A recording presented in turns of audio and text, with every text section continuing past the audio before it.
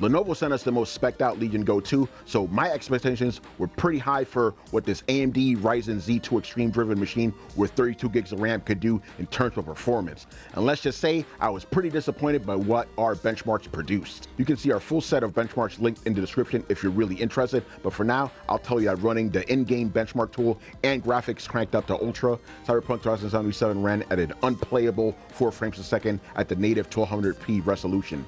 In fact, no game that we tested with these settings managed to run well, which just absolutely shocked me. When I dialed back the resolution and graphics settings, I saw better frame rates. For instance, I got Cyberpunk 2077 to run between 45 and 50 frames a second at 720p resolution and with the frame boosting AMD FSR3 enabled. It's the same case with Spider-Man 2 and Dirt 5. What's up, Legionnaires? Welcome to another video. So I have to say this is probably going to be a controversial topic, but I think it's worth discussing, right? So we're seeing a lot of early reviews of the Legion Go 2 going up, but something is just not adding up. When it comes to the performance of the Z2 Extreme chip, you're seeing that a lot of the games that reviewers are showcasing are not actually that much better than what you get from the Legion Go 1 with the Z1 Extreme chip.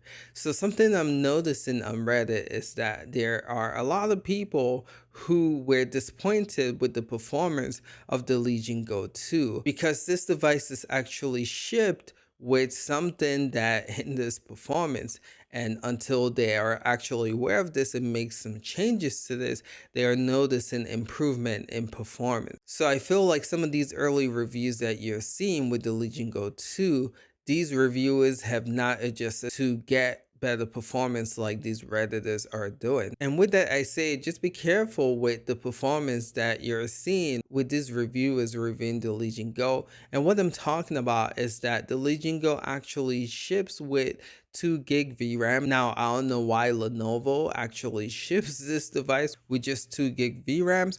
And what some Redditors who own this device are doing is that they are changing it from 2 gigs to 8, or some of them are going to even 16. And they're saying with that change, they're noticing significant gains when it comes to performance on the Lenovo Legion Go. And so I've watched a lot of these early reviews of the Legion Go 2, and I'm not hearing anyone talk about this. And so that has me a little skeptical. I'm even seeing some people say that the Z1 Extreme chip actually is beating the Z2 Extreme chip. That just does not sound right on paper, right? So my thing is, did they make this adjustment? And if so, I'd like to actually see somebody compare the changes of VRAM to just showcase that it does actually make a difference or not when it comes to these performance. Personally, I should begin my Legion Go 2 this Friday, and this is going to be one of the first things that I do test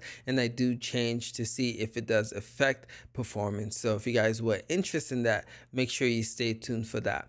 But yeah, I just want to say be careful with the reviews that you're watching, and also for those of you guys who are reviewing this, let us know in the comments below or talk about it in your video if you did make this adjustment to change the VRAM from 2 gig to at least 8 gig, and let us know if that makes a performance difference, because again, a lot of Redditors are saying that it makes a significant difference. But yeah, I would say, fellas, just be careful with these reviews. I don't think they're truly accurate, but I hope I'm wrong here, and I hope that I'm proven wrong. Again, in a couple of days I should be able to know myself when I get mine into test. Again, stick around for that if you guys were interested. But again, I just want to give you guys a heads up with some of these reviews that are going up. And if you guys do own the Legion Go 2, I would advise you guys, if you are getting terrible performance, to actually change the VRAM to about 8 gigs and see if that makes a difference.